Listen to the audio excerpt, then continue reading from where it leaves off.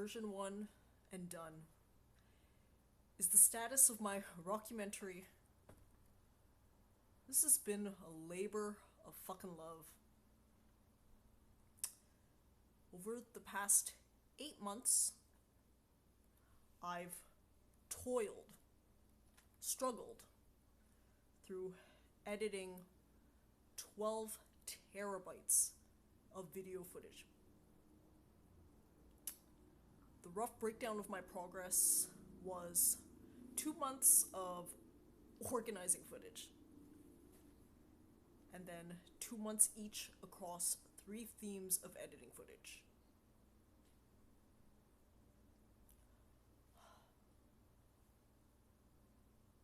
Yeah, seriously. Just organizing that fucking mammoth of 12 terabytes took me 2 months. That's on top of the time that I've already invested after every trip. But something that I do that most people do too is copy, multiple copies. The 12 terabytes is pared down a single copy, double backed up, but the single copy is in itself 12 terabytes. I had to use a number of engineering techniques to ensure the integrity of my data, double killer, win merge. Those free apps were the only thing keeping my organizational efforts down to the 2 months. As the names imply, double killer kills off doubles, and win merge I used to do somewhat the same thing, but using different methods. Otherwise, how else would you ensure the integrity of 12 terabytes worth of data manually? Before I actually did do it manually. Believe me? Yes, I've mentioned before my electrical engineering pedigree, but I've often also commented that I am the dumbest fucking engineer alive. I probably suffer from PTSD. I've been traumatized by that degree. So sometimes my brain just likes to turn off. But I have to turn it back on every once in a while because the skills help me in life. I've leveraged those analytical problem-solving skills everywhere. My adventure career, and now the actual technical aspects of my video adventure career. The 3 themes that I've edited across are the same themes that are on my YouTube channel: 101 UN countries, 101 extreme sports, 101 wild animal encounters, all better than sex. Now I'm starting phase 2. I have what I call rough cut highlights. I've cut out 30-second snippets of the highlights, 101 of them, according to those 3 themes. Now what I have to do is the difficult creative part. The before part was all rote. It was a lot of watching, a lot of cutting, but very little in terms of storytelling. The reason why is that I think storytelling is a wild, wonderful process. To be honest, I really questioned where to start, so I thought I'd start with surveying my content. Yes, that surveying has taken months and months, but what I have done now is pare down to a more or less highlight reel. Now that I have that reel, I can weave a story around it The story is going to obviously be the adrenaline pumping and dumping of my adventure life to 101 UN countries. In those 100 UN countries, I participated in 101 extreme sports and 101 wild animal encounters. To be honest, I probably did more than that, but I settled on the 101 number because I like it. 101 countries, threads through. But now that I have all of that as my base input, my content, I have to weave the story around it. The story is going to obviously be that, the adrenaline of an adventure lifestyle. But also, I want what sets me apart, which is my philosophies. I've mentioned the philosophies recurring on this, whatever you would call it, vlog, hodgepodge. But I've yet to really do it in a creative, cohesive manner that could be entertaining.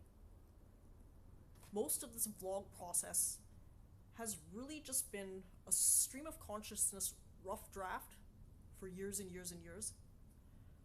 I started vlogging in 2016, but before then, even in filming prior to that, my style was very much the same style, just pre-recorded. All of that is for me to throw out the technical ideas. Now, how do I convey them creatively and in an entertaining way? Is it because I want to entertain? Yes, I want to entertain myself. Part of creating your own value system is introspecting it and analyzing it. But I've come to the maximum of what I can do because I've been doing that a lot. Sometimes part of it you have to intuit through creativity. And to intuit through creativity, you have to be open-minded, because creativity for me has never really been a process. If there is a process, it's called being open. As much as the engineer in me wants to make it systematic, I know the only thing that I can really do is just allow myself whatever space I need to do what I'm doing. Part of that will be continuing to vlog the way that I'm vlogging and just spitfiring stream of consciousness style, because that's been the best way for me to codify my ideas. Last week, weeks before that, I've just done really a live capturing of my process, but it's important because otherwise you're just really ruminating without moving forward. But in vlogging, maybe I ruminate, but I actually do move forward. I just finished watching my last week's vlog, and I'd already forgotten some of the structured outline that I'd set for myself with regards to my scuba diving goals. Reviewing it, check to me, but I really still have a lot to work on. I'd set a goal of holding my breath for 1 minute while doing some sort of strenuous exercise underwater. In the last 2 or so weeks that I've really intensively pull trained, I'm up to maybe 20-25 seconds. I still have triple ways to go. I've also admitted to myself that given the fall, I might have missed the window, but that's okay because I had a backup, or really the foreground goal. I'm gonna name drop Andrew Huberman again, my favorite neuroscientist. He had a Marvel DC level crossover with another prolific biologist, Robert Sapolsky. They're both Stanford professors, and fuck's sake, they really helped me contextualize this pandemic with the study. The study involves rats and how they respond to actions based on whether they've chosen the actions or whether they've been forced to the actions. One mouse exercised on a wheel by choice, or as much as you can simulate choice in rats/mice. I'll use the two words interchangeably. One mouse was hooked up to a contraption in a way that he is forced to run. They measured the output. The exercise was exactly the same in terms of strenuousness, in terms of, I guess, calories burned or whatever the equivalent is in mice. But the second mouse, the forced mouse, had a lot more activity in its amygdala. That literally means even if the actions, output, metrics are the same in two courses of action,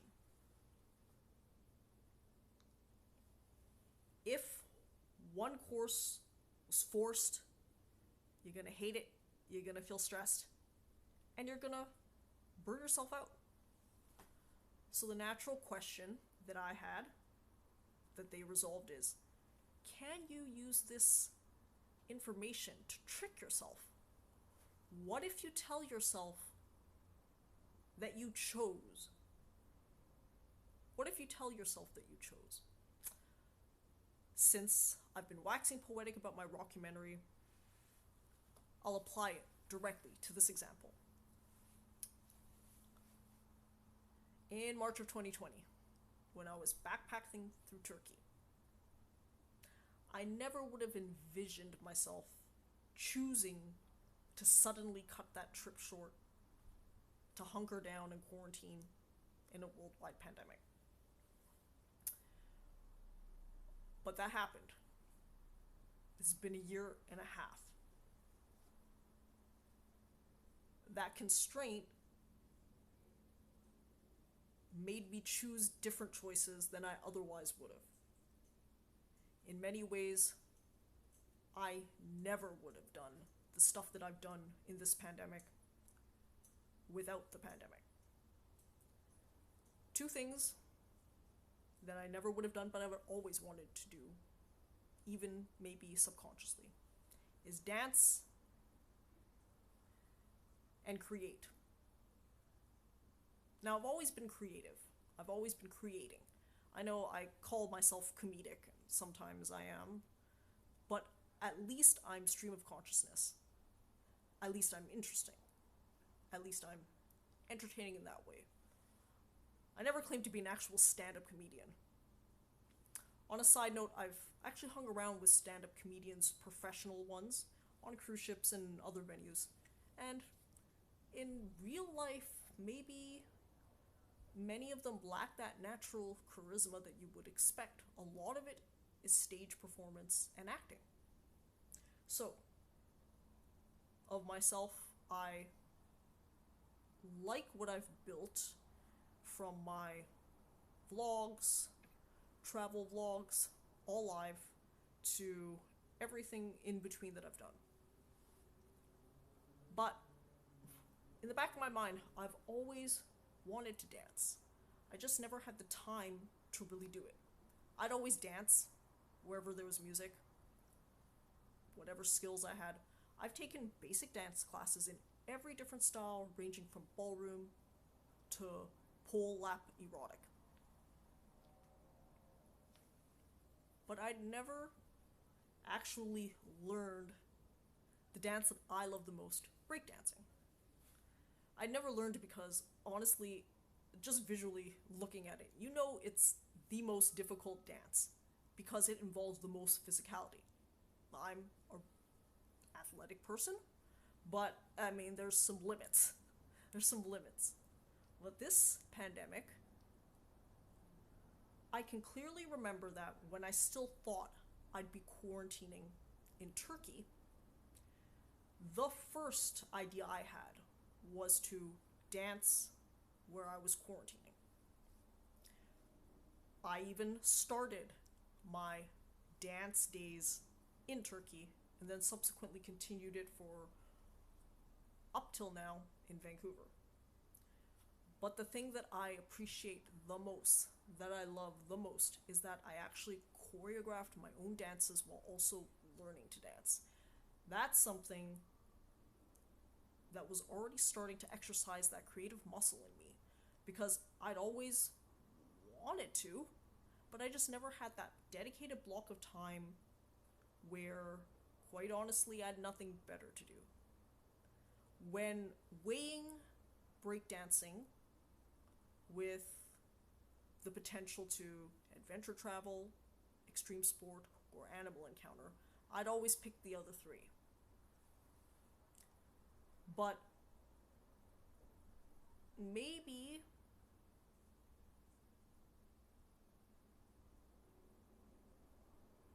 I've even enjoyed breakdancing at the same level as those other three.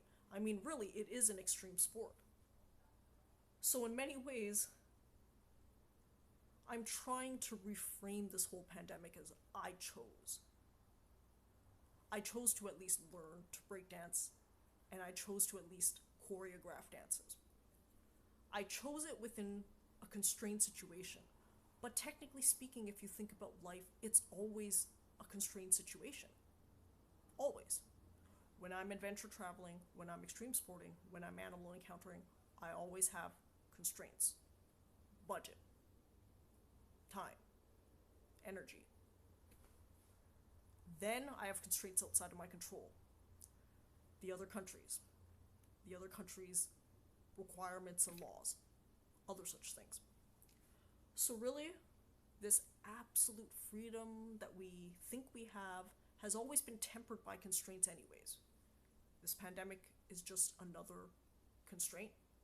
Yes, it's more visceral. Yes, it's more constraining than I've ever been in, and maybe many people. But the reality remains I chose. So I feel like that first rat. I'm choosing.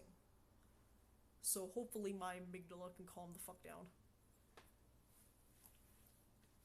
The second thing that I chose is I chose to move full steam forward editing this fucking rockumentary. I've been hodgepodging, directing, doing this vlog thing for so long, and I've really done the spontaneous thing well. It's actually quite a rare skill to be able to do all that live on camera in another country. When I watch back what I was able to accomplish, I'm just amazed. But it's also another skill to take the time to review all of that fucking fantastic footage. 12 terabytes worth. That's a lot of time. 8 months worth, essentially. But when would I've ever forced myself off the road 8 months to edit a rockumentary? I never would have done it, except now, in this constraint. I chose to move forward on that project. So, all things considered, I might be deluding myself. But placebos work. I think all in all, the pandemic's been a net gain for me in ways that I never could have imagined for myself. When I return back to the adventure lifestyle of old, I'll have to update it for the new world. But I'll update it knowing more things about myself. For example, I've never filmed on location abroad in any of the 101 countries with the idea of being a filmmaker per se.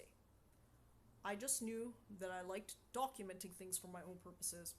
At the very least, even if I were never to do anything, the 8 months of reviewing all this footage just reminded me and helped me relive these experiences again and again.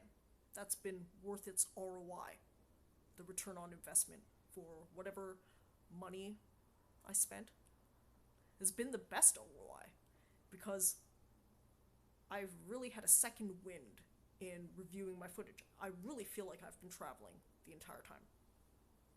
What's been even better is the upgraded virtual reality and 360 footage with the headset. That is the closest thing to immersing myself in the original environment as I've ever been. With the ability to experience depth and 360 is just as close as being there. I'm so happy that I had access to that camera. And after reviewing all of my Rockumentary footage, I honestly want to permanently mount that camera on my head. What I noticed in filming with these different types of cameras is that that camera is probably the most versatile. For the animal encounters, I have the 50x optical zoom. That's for that particular situation. For adventure situations that require a rugged camera, I have an action cam. For other situations that require zoom, I have, again, that same 50x optical. But for every other situation, I honestly think the VR 360 camera is the best way to go. Because now, I've had an experiment in casting that 360 into 1080p, which is a flat, conceptualize it as taking 3D 360, 180, and taking out a 1080p window of it. That means you can have different angles and degrees you never could with a normal conventional camera. In many ways, it's like a safe version of a drone. I also had a drone in Turkey for the first time. Luckily, I bought the cheapest one possible because I crashed it, lost it very easily within the first couple of days. There's a reason why people have drone licenses now. The FPV, the perspective drones, are just next level in technology, but they are an absolute nightmare to bring around the world. I always was wondering whether I had a specifically terrible time with the authorities in Egypt. For all of Egypt's grandeur, it's fully worth it. But every single adventure traveler that I know who's been to Egypt, including me, just has problems. More so than any other country, I think. Is that true?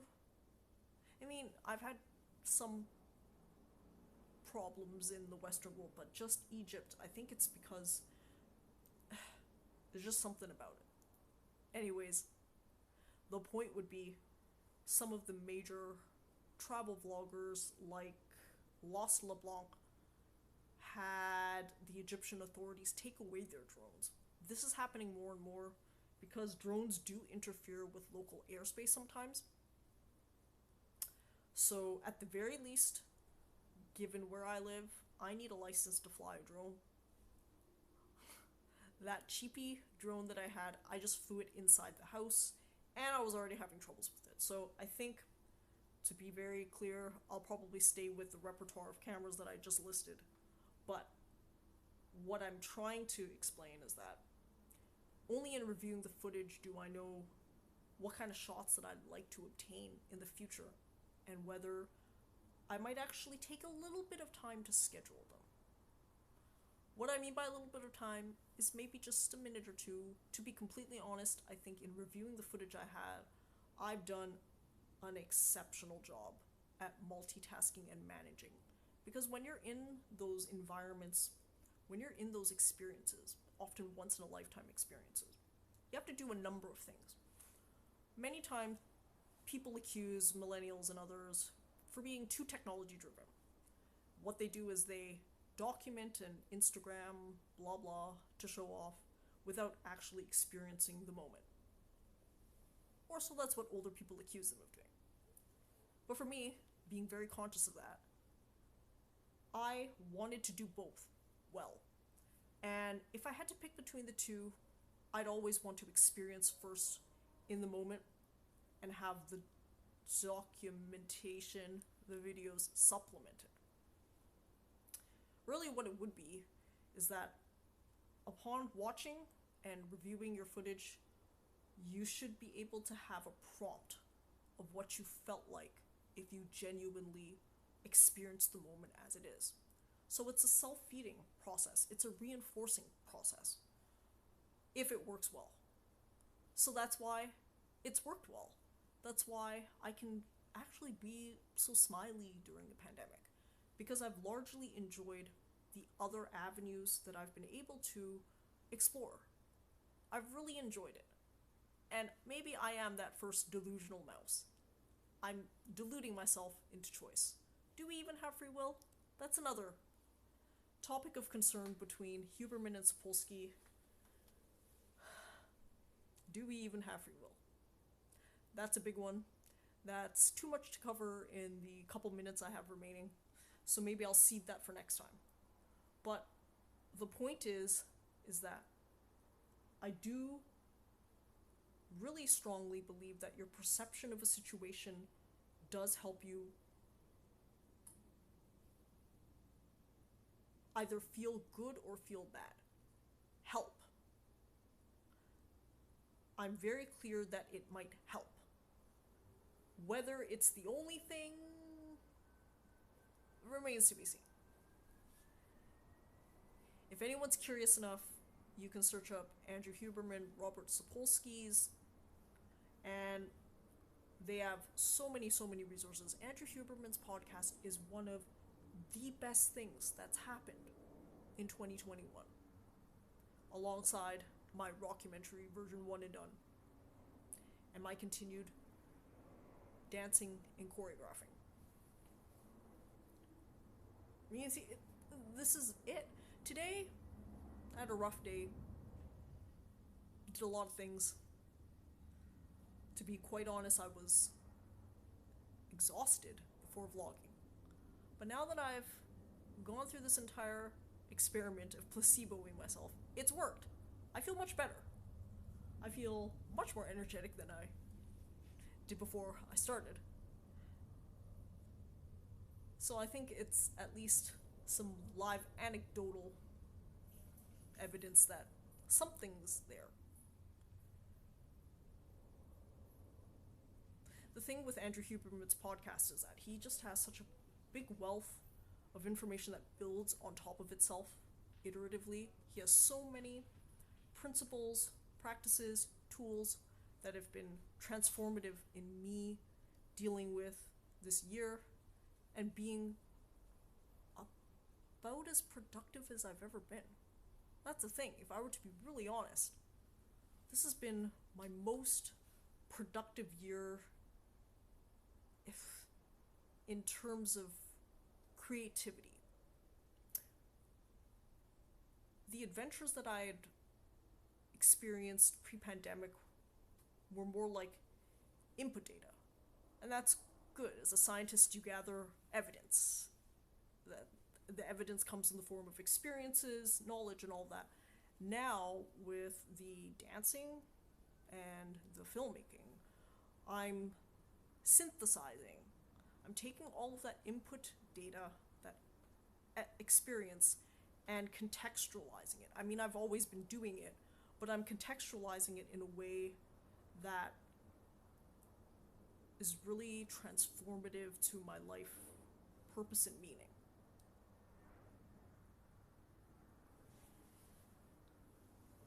This is going to be a long process. We'll see how many times I have. I'm going to dance. Yeah.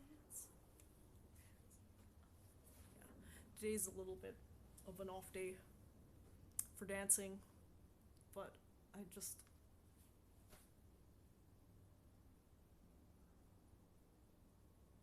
still feel really good with all of the other progress that I've made.